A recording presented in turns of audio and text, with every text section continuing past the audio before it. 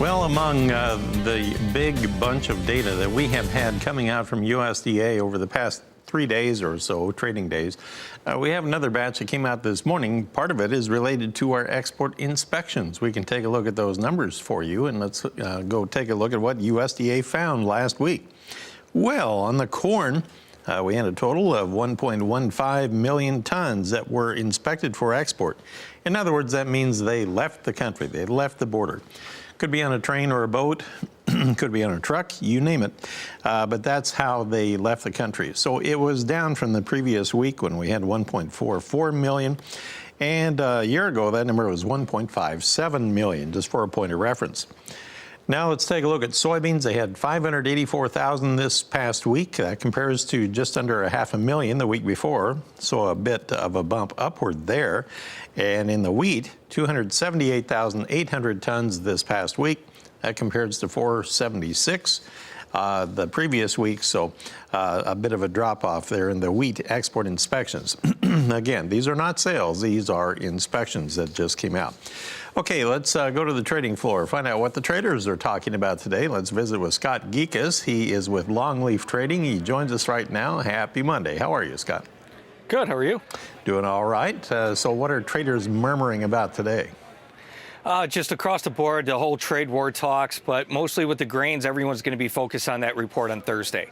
You know, with the corn in particular, though, one of the few key stats that sparked my interest today was, you know, the imports are down overall about 20% versus last year just from China alone. You know, all eyes are still going to be on this report on Thursday. You know, the corn stockpiles are expected to be down around 14%, which would be the largest decline since 1988. You know, if that does come into play, that with the global stocks versus the usage data, that would be the lowest since about the 1972-73 period. That's very significant. So we're all eyes are going to be on that report on Thursday. So what are you looking for acreage? Well, I mean, it just all becomes within a range or out of the range. You know, when we look at as far as the movement, you know, we're just looking for the expected range. If it stays within a range, we look to see, you know, a flat sideways move. If it goes up about 2 to 3% above the range or below the range, then that's where we're looking for the expected move. You know, volatility going into this, the option market is very high right now.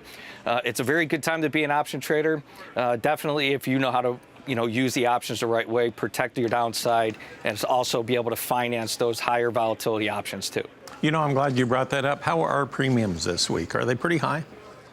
Coming in today, yeah, option premium is very high. You know, with the trade war talks, that increases volatility, and we expect volatility to stay elevated going into Thursday's report. Well, let's look at the corn right now, and we did have a lower start to the day, even though we traded higher last night. On the corn right now in Chicago, yep, down 3.5 at $3.74 per bushel on the May contract.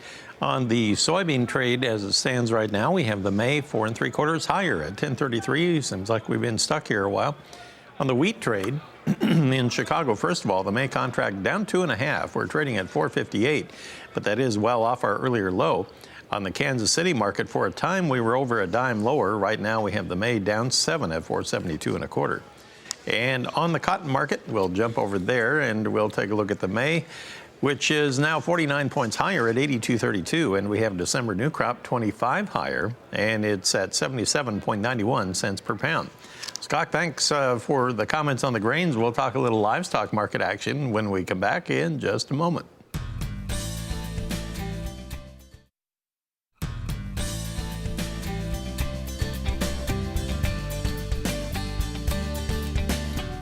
And we're back talking with Scott Gecas. He is with Longleaf Trading in Chicago. He rejoins us right now as we turn our sights, if you will, onto the livestock trade. And on the live cattle board this morning, heading into this afternoon, let's take a look at where we are now trading. Right now, a lot of weakness creeping in here, Scott. We have the June contract down $1.40 at 104.80.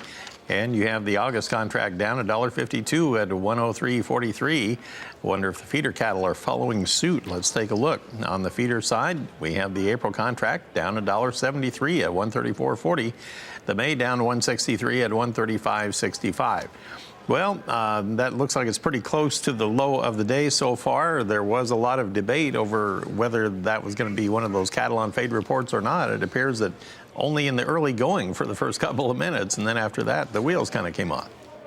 Yeah, I mean, the cattle market as well as the hog market, I mean, they're breaking all kinds of technical downside levels. That feeder report that came out on Friday was considered very bearish. One of the things that I was looking at was the weekly exports. They were about 6,000 tons versus a 4-week average of about 18. That's pretty significant. The market was down about 4% just last week. So you're seeing some extended selling pressure coming in today. Again, we broke all those technical levels. It's hard to be net long in either the cattle or the hog market. So would it be a different scenario if the commodity funds weren't still holding net long positions on the live cattle? Well, I think what you're going to see coming into the next few days is where these prices are going to settle. If we can't get any kind of bounce, the funds are not going to hold these longs, and you're going to see extended selling pressure with a big spike in volume. Okay, let's take a look here at our new beef cutouts that came out a little bit ago, too, from USDA. On the midday update, looks like we had the choice cuts down 57 cents this morning, and they were priced at $222.52 per hundredweight. Meanwhile, we had the select cuts down 65 cents today at $215.75. So this has kind of picked up on that trend that for the majority of time since about the middle of last week, the beef cutouts tend to be a little on the weaker side. Prior to that, for about 3 or 4 weeks straight, it seemed like there was nothing but up. Yeah, and that's one of the things that is focusing on, the cutout weights, slaughter rates, as well as, just the production. So, we're just going to see how this is going to play out with the next few days. But right now, all the trend and all the technicals is trumping all the fundamental news. And on the pork cutout side, let's take a look at the prices there on the wholesale pork trade this morning. Here you have the carcasses down about 26 cents at 70.48. You have the loin market down 57 cents this morning at 72.07. The hams down 63 at 52.60. But then you had the belly market hanging in there with a very small gain of only 18 cents with a price of $99.48 per hundredweight, still under $100 there.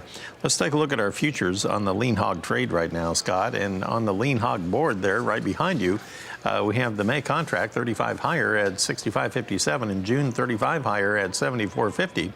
Well, they had been surging ahead quite a bit before that, but they have come well off their highs now. Yeah, and a lot of that is due to the pork belly market. The pork belly, they were getting smashed last few weeks.